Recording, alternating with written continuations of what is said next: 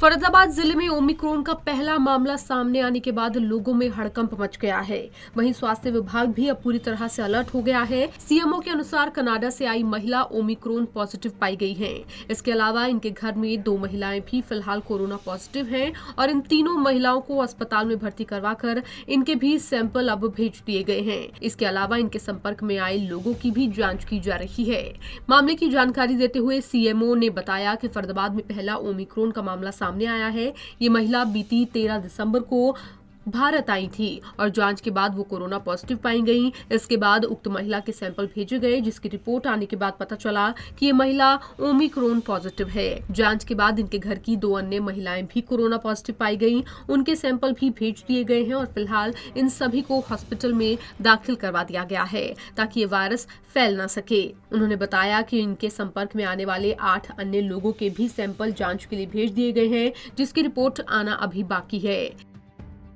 ये पेशेंट हमारे कनाडा से आया था 13 तारीख को एयरपोर्ट पे उतरे थे। उस समय उनका जो एट रिस्क कंट्री से नहीं है, क्योंकि कनाडा 2% लोगों का आरटीपीसीआर टेस्ट किया जाता है और ये फरीदाबाद आ गई थी।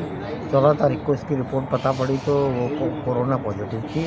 उसके बाद हमने उनकी WGS की रिपोर्ट के लिए भेज दिया था, जिसकी रिपोर्ट प्राप्त होने पर पता पड़ा कि यह ओमिक्रॉन वेरिएंट से संक्रमित है। में आए उनकी मदर है, जिनको कि वो भी कोविड पॉजिटिव है, और एक आंटी है वो भी कोविड पॉजिटिव है। उनका भी WGS का सैंपल भेज दिया गया है और उनकी रिपोर्टों का हम इंतजार कर रहे हैं। लेकिन फिर भी इन तीनों को हमने आइसोलेटेड हॉस्पिटल के अंदर रखा हुआ है, जिससे कि ये वहीं पे कंटेन हो सके और लोगों को ना फैले। इसके अलावा 8 जो इनके कॉन्टैक्ट थे सभी नेगेटिव आए हैं। इनका ड्राइवर और जो घर पे काम करने वाली उनके 3 जने, उनका भी सैंपल हमने भेज दिया है, जिसकी रिपोर्ट आज आ जानी चाहिए।